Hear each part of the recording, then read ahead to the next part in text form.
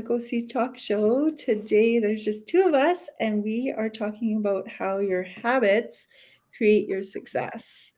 So, Nick, what can you tell me about some of your habits and how they help you create success in your life? I know just before the show, we were talking about even how sometimes you're trying things and they're not working, and then it is like that shift to try new things to get things moving as well. So, what are some of your habits? So it's kind of an ongoing evolution, I would say. And there's things that I know I need to be doing, and then there's the things that I am doing. And so trying to get from that place of the things that I know work for me and that I need to be doing, and getting to the place where I'm actually doing them consistently. And I'm reminded of a quote that we all hear all the time, and it's that it's not what you do occasionally that matters, it's what you do every day that is truly the important thing, or something along those lines. I'm probably not getting that exactly right.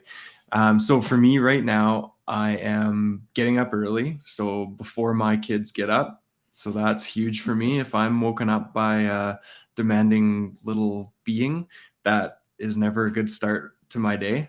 So getting up early and getting meditation in is currently what my morning routine looks like. And then a cold shower as well, not necessarily in the morning, but that's part of my daily routine.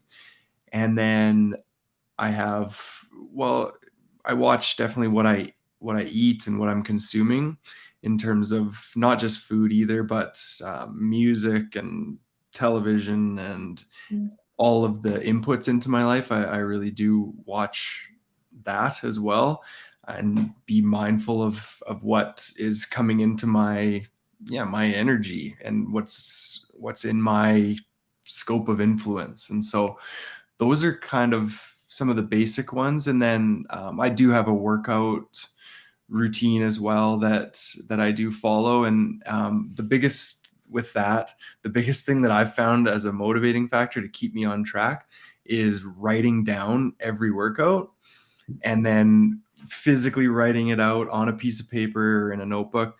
And then if I miss one, there's a hole, and it stares me right in the face and tells me and reminds me that I have missed that particular workout. So I don't have any crazy workout routine or anything. It's basically a 4-day a week program, and I can get through them in about a half an hour actually. So it's basically 2 hours a week, which I find very doable.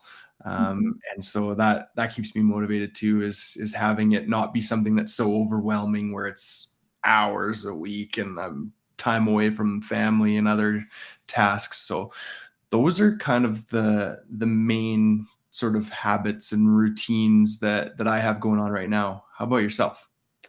Yeah, the getting up early one is not something that I love, but I have been doing the same thing where I get up early and I meditate. I like put on a meditation before I even get out of bed, because getting out of bed is something that's not the easiest thing for me. So and I've been trying to do that, and then after the meditation's over, getting up and doing some yoga. And so that's been my big thing in the last couple of weeks. But I was listening to a podcast, and then again listening to podcasts at the gym and stuff, and I was listening to this podcast at the gym by Mark Groves, and he was talking with the guy, Hal, I forget his last name.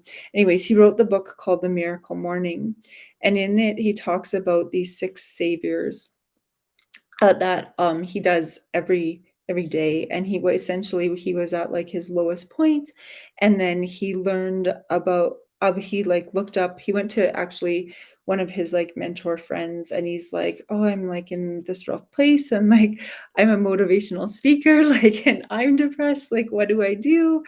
And the guy was like, well, like start going for a run in the morning. And he's like, I hate running. And the guy's like, what do you hate more, your like situation now or running? And he's like, oh yeah, you got me. Right. So then he started running in the mornings, and then after he on that like very first run, he had this idea to look up what the most successful people in the world do. And essentially there was like 6 things that he found, and those 6 things were he couldn't figure out which one was the best, and so he decided to do all 6 of them. And no one was doing, like, all 6 of them at the time, and he started this, I believe, in 2008, so, like, quite a while now. And, I don't know when the book came out, but I ordered it from Amazon, and it was supposed to be here last week, and it's not here yet. But, essentially, there's an app too, so I've been doing the app in the mornings, and I don't do all 6 of the things in the morning because that just doesn't work for me, but I do 4 of them in the morning, and so the first one I was doing most mornings anyways, which is the meditation, but then there's exercise, visualization, affirmations, scribing and reading, and I tend to scribe and read at night, so that's when I'm like, I'll just do those ones at night, but essentially, I don't know because I haven't read the book yet, but I'm excited to read it because I love all of these things, and I think everybody should do these every single day. And yet I'm like doing all of those every day, but then in the thing it also says like do them for 10 minutes. Scribe for 10 minutes, read for 10 minutes, exercise for 10 minutes. At least you're getting into that routine of exercising. And that's one thing with kids and being a teacher. I'm like, how can we implement this for kids so that they learn healthy habits, so that they then go into life where they already have these habits in place and it's already something they do that they don't even have to think about. But when I look at it too, I'm like, "Oh, there's things that are missing, like eating healthy and being conscious of our breath and having breathing techniques." Those are the things that I like when I look at it from my teacher perspective of what is it and how could I implement this with kids? And like, okay, we need to bring in the healthy eating piece into these healthy habits as well. And on the app, it does talk about those things, but it doesn't, they're not part of the like 6 saviors that he talks about. So yeah, what do you think of those? Have you ever heard of this book or listened to Hal or heard of the Miracle Morning at all?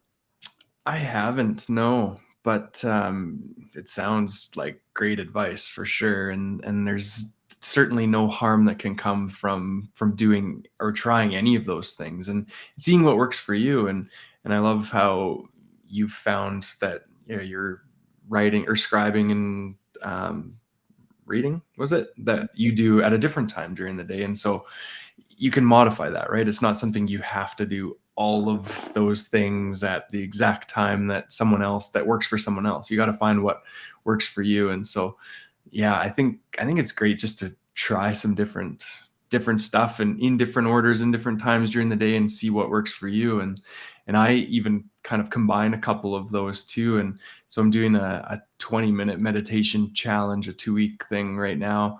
And it's the meditation. I mean, you get into a meditation and then you kind of go through a bit of a visualization exercise. And so right now what that looks like is getting to that quiet place and then start feeling the feelings of what it is that you want to attract into your life. So for me right now with business, I say this to myself, something along these lines, and it's that customers are effortlessly attracted to me and come into my consciousness effortlessly and with ease. And so I do that for a while, and then moving on into the visualization part is picturing all these conveyor belts coming towards you from all angles, front, back, side, and they're all bringing these people into your basically existence, all the people that could help you or your customers or people that want to collaborate with you, and seeing all these people coming in to you on these conveyor belts. And so that's something. So it's 20 minutes, so it's not like an overwhelming amount of your day, and it's combining 2 of them. So I'm, yeah, having a meditation and doing some visualization all in one. So it's just an example of how I'm kind of combining maybe a couple of those 6 things and making it a little bit more maybe efficient for myself. And that might be something for anyone that's watching that that they can try too. And combining maybe some movement with some breath, or I don't know. Anyways, you can kind of get the idea of just trying some different things. So no, but I think it's really important to have a bit of a routine. And for me, it's almost it's a self-love thing, where when I say I'm going to do something that I know is good for me, which is definitely all of these things, and then I commit to it and then I do it and follow through, that's showing your self-love. And that feels really good, and that puts you into a positive kind of loop almost of doing things that you know are good for you and that benefit you mentally, physically, and spiritually. And I like, again, that all of those things, those six things that he talks about, are touching on all of those elements. Because if you just focus on the physical body, you're leaving out a huge part of our existence, and vice versa. If you're focusing not on your physical body, then you're leaving that out. So to have something that touches on all of those aspects of yourself is going to set you up for success for sure. um yeah. Yeah, I love that. I also think, too, like I noticed you have the Healy on you, and I just learned about that as well. And so, can you tell me a little bit about what that is and how that may contribute to your habits of success as well? Yeah, this is something that I'm, yeah, I guess would be another habit of mine right now. And so this is it's a bioresonance frequency healing device. So what this does is, as we all know, that everything is energy and everything vibrates at certain frequencies. And so this little device sends frequencies into your body that resonate with different organs or different systems in your body, that kind of optimize those parts of your body. So right now I'm running, just let me remember what it is, which program. So I am running the bioenergetic boost.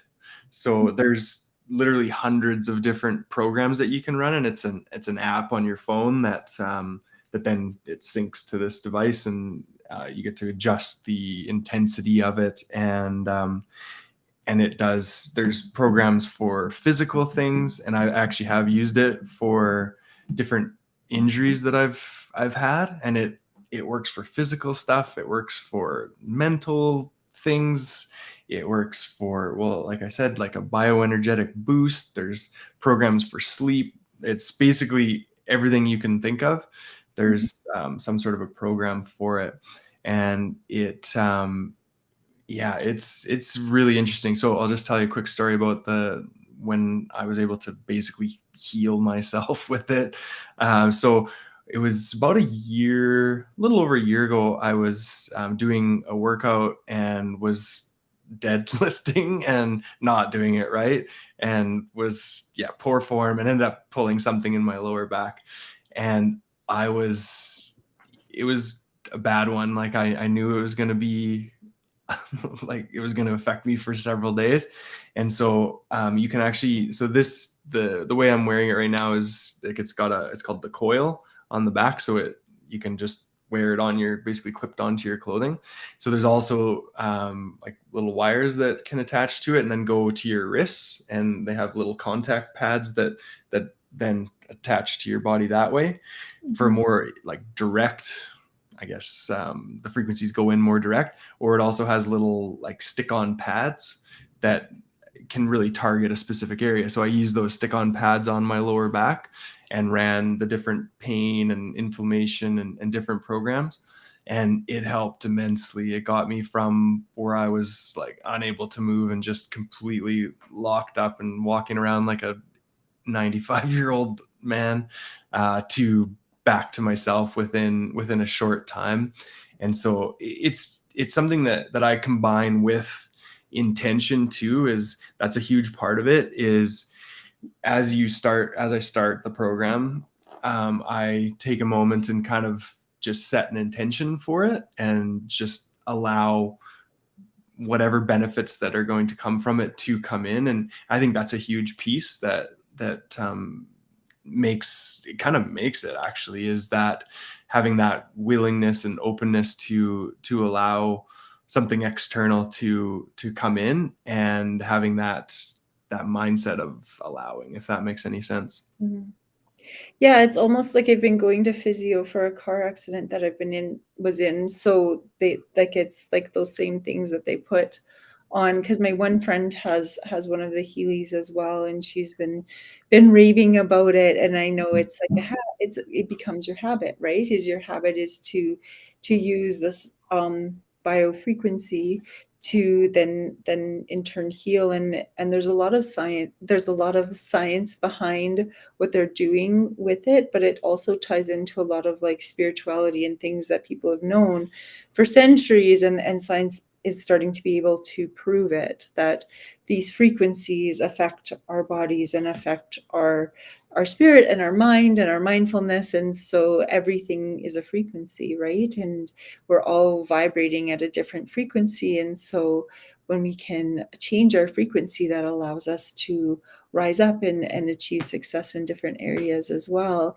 And so even if you, I don't know how often you use your Healy, but probably that is part of your like habits that you like maybe are even subconscious of right now, because it's like, okay, well, I just run this once a day, or I run this however many times a week, that you make sure you run it for yourself, and quickly becomes a habit that you do every day without even thinking about it. And I think that's the piece that we need to understand, is that successful habits are those things that we do every single day to help us move forward without even thinking about it. And so when we're doing these little things every single day to help us move forward, when we go through an entire year, every single little thing allows us to grow each and every day. And so when we're doing that, we're having like these little increments of growth each and every day. And the habits are so important for that, because without them, you wouldn't, like, it's the saying, like Rome wasn't built in a day, right? We can't achieve all of our success and all of our growth, and you see the like people who they say like are an overnight success, but it's like they're really not an overnight success, because you're not seeing all of the work they've been doing behind the scenes for years and years and years, or for a really long time, and then all of a sudden it's like, whoa, look at how big they got. It's like, well, they've been doing this for forever without actually anybody noticing them. And so there was a thing I saw on Instagram about this guy on TikTok, and he was a factory worker in Africa, and he got fired from the factory, and he started doing TikTok videos. I forget what they were specifically about, but he was doing TikTok videos every day. And he did TikTok videos every day, and in the first month, he had 2 subscribers. Now he has millions of subscribers, but he didn't stop. And Mhm. so even though he only had 2 subscribers after like posting every single day for an entire month, he didn't quit and be like, oh, there's nobody's getting this. He just kept going. And now he's got millions of subscribers and is a millionaire. And he essentially started doing it because he got fired from the factory that he was working at. And it's just like, wow, that habit allowed him to achieve like astronomical success, from being a fired factory worker to being a TikTok like idol. It was all because of his habit of going on each and every day, his habit of like, no matter who was watching, still getting out there and making sure that he was doing it and inspiring the world, whether one person was watching or a million people were watching. And I think that's part of the piece that we need to understand, is our habits of success are often for ourselves and not for anyone else. And like you said, that our habits are self-love. I really like that, because really truly, if we're trying to achieve success externally, really what we're trying to achieve even from the external is that feeling that we're going to feel successful on the inside. And we think that when we achieve these, like the big house or the boat or whatever, and that's I want a boat so bad, but it's not because I think that's going to be like my success thing. It's because I love to water ski and wakeboard, and I really really like enjoy that. And so I want that feeling of just being on the water, and that in turn like feels successful to me. But it's not about the boat, it's about that feeling, and I can achieve that feeling by just going on my paddleboard and like being out on the water, right? And so achieving that feeling of just being like in like a blissful state is really, I think, what our habits for success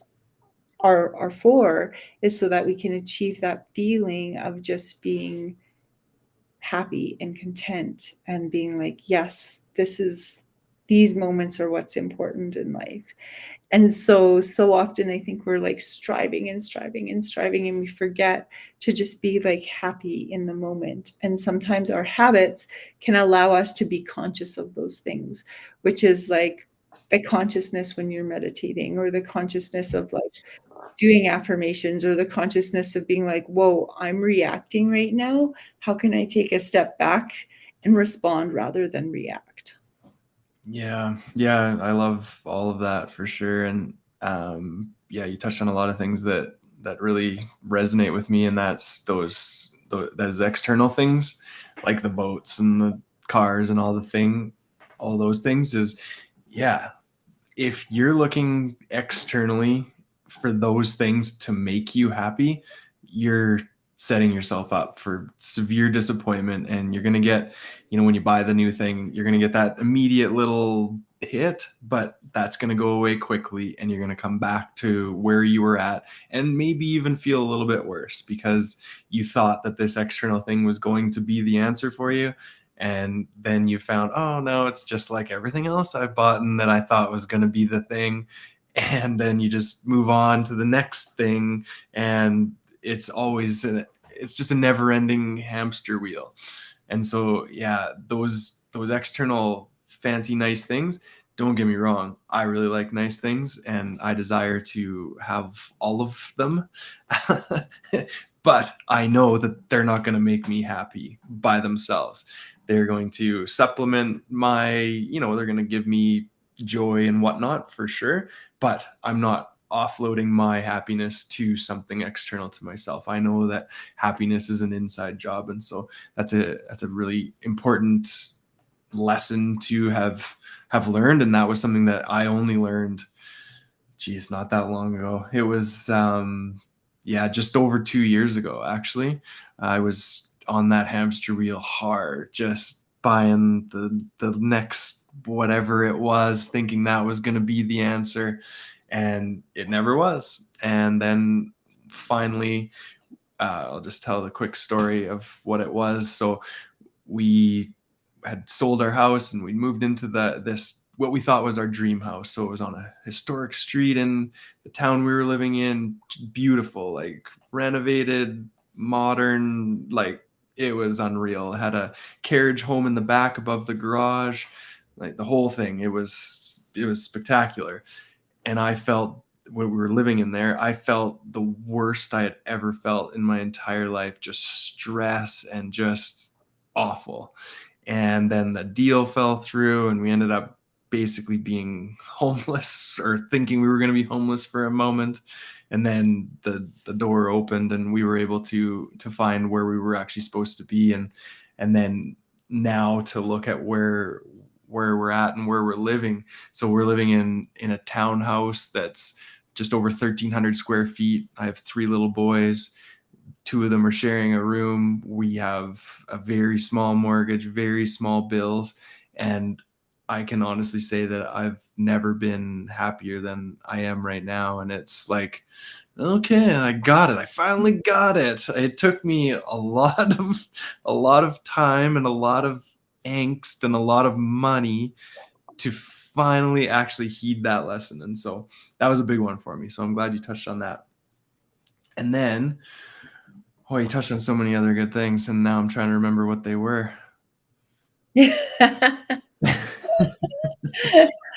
Well, I think there are so many keys to our habits, right? And finding happiness in those daily moments, and you found in your what you call the hamster wheel of like striving to like, oh, I got to have the big house, and I got to have this, and I got to have that, and that's what success looks like.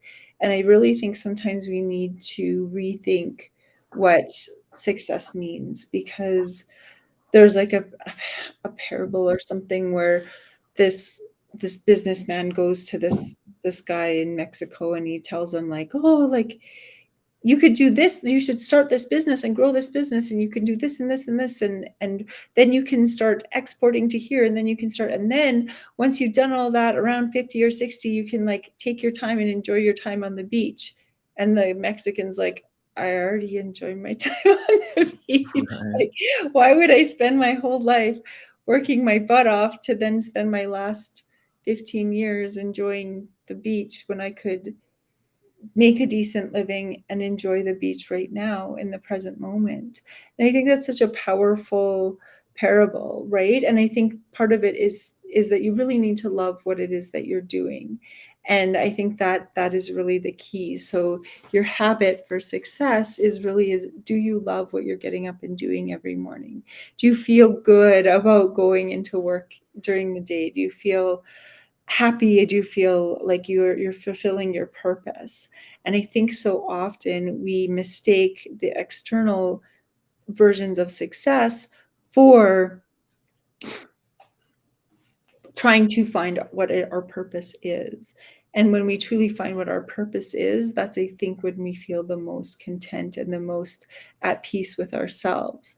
And I know Jay Shetty, I've talked a little bit about him, where he wrote the book called Think Like a Monk, and essentially he went and became a monk for a couple of years, and then was drawn back into be part of society. And he wrote about his journey of becoming a monk, and how everything, but he thought he was crazy, and like, you're on this path to success and you're going to go like get rid of all of your personal belongings and become a monk. And he was like, it just went against everything that society told him to do. And it actually was the biggest teacher of all. And I look at that as being like, wow. And then he's come back, and he started giving lectures at the university he was at. And the first time, like 10 people showed up, and then the next time 20 people showed up, and then and now he's huge. And it's because of his habits, but also learning that success comes from within, not from this external, because he went against what everyone views as success originally by going to live as a monk. And I just think his story is phenomenal and fascinating, and that more of us should read into those things, so that we can understand that when we find our true purpose, I feel like that's when we are going to feel the success that we've always been striving for. Because like you said, Nick, that those like external things are not what's going to make you feel successful. It's when you truly find your purpose, and those habits of daily activities, that's what's going to help you find your success. Yeah, yeah, for sure. And then, yeah, for me, so living in the small house now with minimal bills and driving old cars and, well, not real old, but like, a lot older than I used to drive. Um, it's it's so freeing, and like I feel so much lighter just without all that. And I'm reminded of the saying, and it's basically that um, when you're in a position where your things and your stuff, they're so like they're almost a burden to you, and they're owning you rather than vice versa. And I'm screwing that up immensely, but I hope you get the general idea. And so like I'll just talk about like a day like yesterday for me. So I had kind of some meetings in the morning, some business networking stuff, and then in the afternoon it was beautiful here. And so I just got this I just bought myself this electric longboard, and so it's like the funnest thing I can think of doing right now. And so I jump on this electric longboard and ride down to, we live in a lake town, so in Sylvan Lake, Alberta. And so rode down to the lake, and my wife was down there with our little guy and another little boy they were kind of on a play date. And yeah, riding, and it was 30 degrees Celsius, and riding my electric longboard through the pathways going down to the lake, and like that was my afternoon, and it felt so good. And that wouldn't be possible if I was still living in the house that society says that, a 40 plus year old middle-aged guy should be living in, and driving the car that we should be driving like society says we should, and like what all our neighbors are and everyone else is doing. And that wouldn't be possible if I was living in that way. That's only possible because we've simplified and gotten things back to what's truly important and what brings me and us joy. And it's finding those things that bring you that joy, and then doing it and allowing yourself to do it. I know Grant talks about some different clients, and I brought this up before, but where they've measured business metrics wise in sales, that when this individual that Grant coaches, when he doesn't get out and do those things that bring him joy, his sales and his numbers go way down. And when he's doing those things, and it was for him, it was getting out into the mountains, if I'm not Mhm. mistaken. Yeah. So he needs to get out into the mountains for however long per week that they've decided. And when he does that, his numbers go positively. And it's such a cool example, and it really highlights how important that is to find what brings you joy, and then do it consistently. It doesn't maybe make sense to you. You're like thinking you're dodging work, or putting priority on fun over like maybe some things that you should be doing, like, yeah, whatever it is, because we all have those things that we could be doing, but do they really need to be done right now? And would prioritizing something that brings you joy actually be more beneficial? And the answer is yes, for sure, yes. So to find those things and then do them is key for me. I've definitely found that, and then through that example, it shows that actually has an effect on your bottom line, and not only on your happiness, but on your income potentially too. Yeah, I think it's finding that balance, right? That balance of not always just doing whatever it is that you wanna do, Mm, but having that balance between, "Here, I'm working towards these goals in this area of my business, and yet I also still need that time to play," and finding that balance. And so I had a similar evening yesterday where I got home from work and my daughter wanted to go get some things. She wanted to make a this habit of success is part of healthy eating, and so she's like, "Mom, I wanna make, like, basil box salads for dinner tonight," and I was like, "Okay." I'm like, "But we don't have some of the things that we need to make it." So she's like, "Let's go to the store." So we did, and then we came home, we made it, and then we went to the lake and we went swimming. And so trying to teach my daughter to have those healthy, successful habits rather than come home, eat garbage food, sit on your devices. And it's like, no, okay, we're going to make a healthy meal together. And then we're going to get outside and we're going to make sure that we enjoy outside and get some exercise every single day. And I think that's so important to instill in children is the healthy eating piece and the getting outside and getting exercise. But we also need to start bringing in that mindfulness aspect too of meditation or silence, learning to control our breathing, learning strategies of what we can do when we are feeling stressed, such as journaling, reading, and also you touched on a little bit before of, like, what it is that we consume. So what is it that you're watching on TV or consuming on your phone? What is it that you're consuming when you read, or the music that you are listening to? And for me, I used to listen to, um music at the gym, and now I've been listening to inspirational podcasts, and it just has helped shift my mindset so much by having that habit of, instead of listening to music at the gym, I'm listening to a podcast at the gym, and then I get all these ideas and I feel inspired after I leave the gym, and I'm like, "Yes, this is so good." I feel so uplifted even though my workouts aren't the most intense. It still, like, makes me feel a lot better by going to the gym and having that mindfulness piece. And I'm gonna go back to that Miracle Morning stuff where he talked about, reading and scribing, because in it, from what I understand, because I haven't read the book yet, but I've just been listening to a couple of things from him, and he says you don't have to read a book. You could listen to a book or listen to a podcast too as your like a reading thing, but it really is essentially about learning and growth in as that reading piece, because not everyone's a reader. I'm very much a reader. I love reading, and I'm always reading, and my daughter laughs at me because there's always like a book somewhere on my bed, or there's like 5 books on the bookshelf or the bedside table. Or she when she gets scared, and not very often, but she does crawl in with me sometimes, and she's like, "Mom, there's literally like a book in the middle of the bed every single time I try to crawl in." And she just laughs at me because but instilling that habit of reading before bed is also something that now she's starting to develop, and she scribes before bed and writes in her journal before bed. So it's kids start to model what it is that they see their parents doing as well. And so I really think if you want your kids to develop healthy habits and mindfulness, then you need to practice those things as well.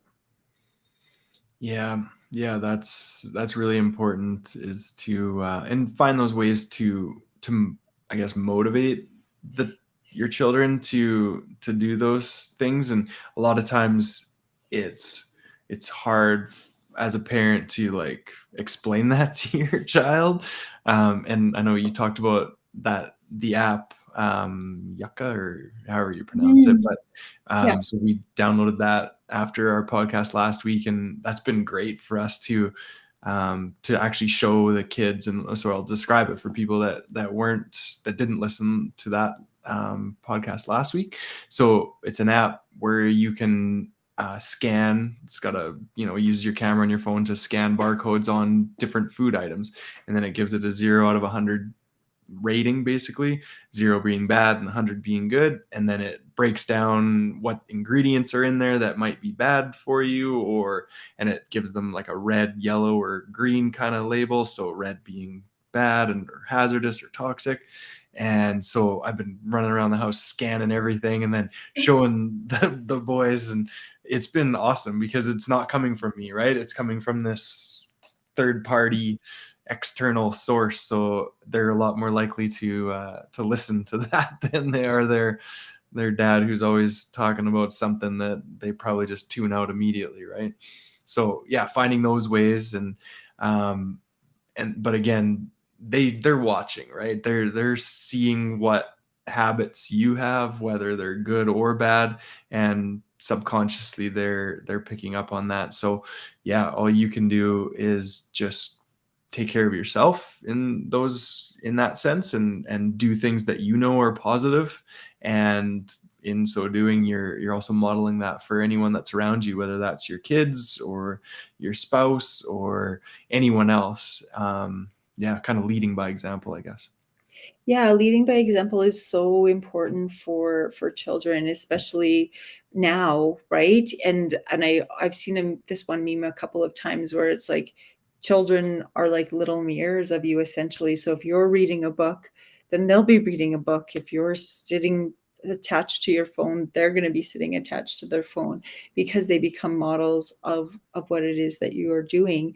And so even with like smoking and drinking and those sort of things, they essentially just model what you're modeling for them. And so for me, I've always tried to be really, really conscious of modeling something completely different than what I grew up with, because I don't want to model drinking every weekend and partying every weekend. That's not what I value. And so for my daughter, I've modeled something completely different, because I want to make sure that she sees that that's not normal, right? But growing up, I just assumed that was normal, and that was your habit. That's essentially a habit, right? That's what you do, is you just go out and you party on the weekend, and that's. But if you have a habit for success, it might look different than that, right? It might be, okay, I go to the gym on Friday nights, or I go and I meet with people who also have dreams and passions and goals, and they look at like Apple. It started in a garage or a basement, right? There's so many examples of different companies that have become very, very successful, by starting in a basement with friends, right? And I look at that and it's really, they say that who you surround yourself with is an indication of what you're going to become. And so if you're surrounding yourself with like overworked, exhausted people, then you're going to be an overworked, exhausted person. If you surround yourself with like people who are exercising and uplifted and just like striving for their goals and finding their purpose, and then you're going to be the next one that's like, I found it too, right? Yeah. And so really be conscious as well in within your habits of who you're surrounding yourself with, because that's just as important as the actual daily habits that you do. Because if you get up and meditate every day, that's like 20 minutes out of a 24-hour day, right? You still have the other 24 hours worth of habits that are constantly coming at you, right? And so I think that's really important to start to be conscious of that. And as we start to grow positive, healthy habits, more will be attracted to us. Yeah, for sure. And yeah, I'm just every time that you've spoken or mentioned something, I keep thinking of when you're doing what everyone else is doing, what all your neighbors are doing and everyone around you, you're probably on the wrong track. You should be doing stuff that is, unique and sets you apart. And, by not doing those, the weekly get drunk and be silly and stay up too late and then have the next day be a total write off and all those things, like that's not probably the best thing that to be doing. Or even, yeah, going to the job that you hate, or any of the things that you look around and you see so many unhealthy people. And so if we're doing something that's outside of that and something different, I think that's probably a good thing, because the vast majority of people are just unconsciously just bumbling through their days and not really having any insight into what makes them happy, or anything. It's just they're just doing what everyone else is doing, or what their parents modeled, or what society says that we should be doing. And that's got us into kind of where we're at right now. And so to get away from that, you got to do something different. And for me, it's all of the habits that we've talked about today, and it's just showing up as authentically myself as well.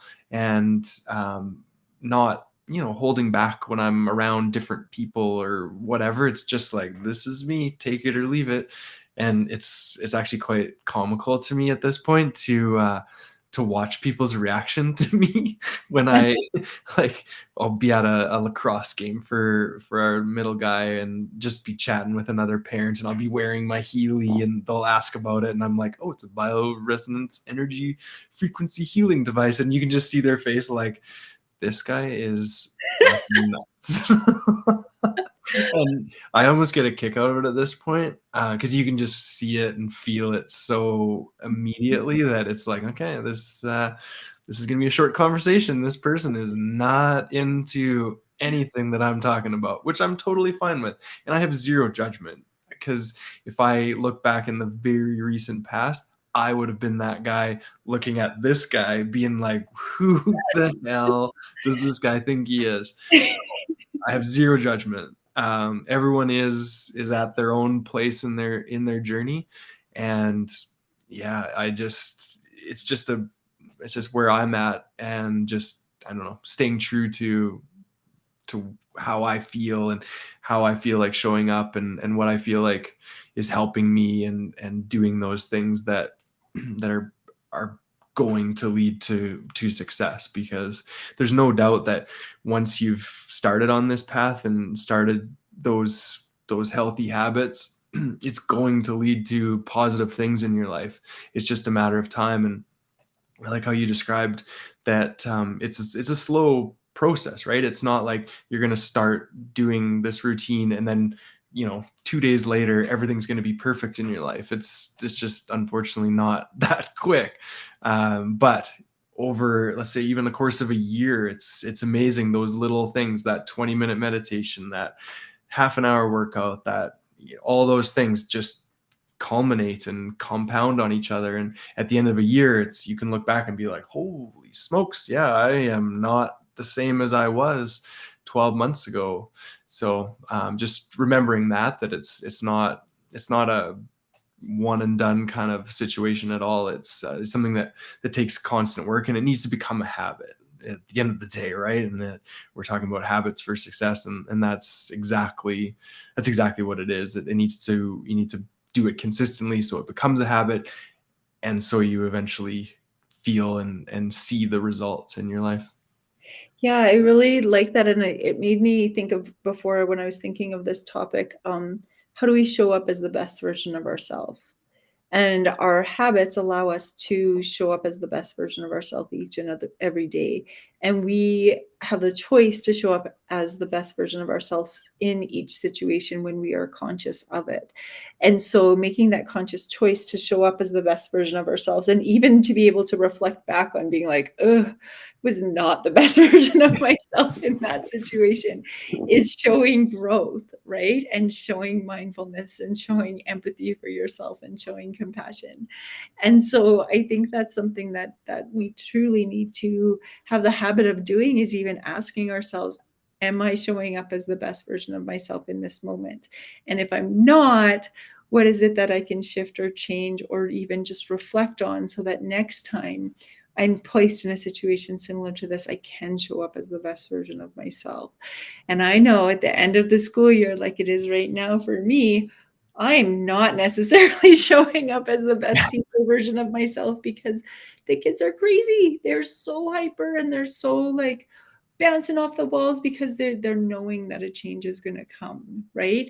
And their habits, their daily habits are going to shift for these next 2 months, and we're seeing it already in the classroom 3 weeks ahead of when that change actually happens. And so it's interesting how kids almost even have this like intuitive knowing of how they're like, when their daily habits shift, then their behavior shifts. And so how can we continue to have it? Well, I think having a break is like an absolutely wonderful thing for children, and they need that, and they need the break to play, and they need to have freedom. They also need healthy habits within that. And so even my daughter was saying to me, she goes, Mom, I don't really like summer because I like going to school and having something to do all day. And I was like, well, it's because of like your habits, honey. So like, what is it that you're doing at school that allows you to continue learning, and how could we implement some of those at home? And so she's in an art school and she loves to draw. And so one of her goals now is going to be to like create a coloring book that we can put on Amazon like after the summer. So I'm like, if that's your goal, like what if you drew a picture every day, right? By the end of summer, you'd have an entire book done, right? And she loves to draw mushrooms and she loves to draw frogs. I'm like, if there's kids your age that love to draw mushrooms and frogs and color them, like why not create a coloring book? Because she's an amazing artist. And so I think that might just be the thing, that because she's already recognizing from last summer that not having that pattern for success and those habits for success in the summer affects her mental health. And she's only 12. Wow. Yeah. I think your daughter was a shaman in her previous life. Number one, mushrooms and frogs, like that's amazing. I've used mushrooms and frogs to heal myself. So if you don't know, I healed my PTSD with mushrooms, and I've also done healing with Kambo and Bufo, which is poison from different frogs. Either basically, so Cambo is where they burn.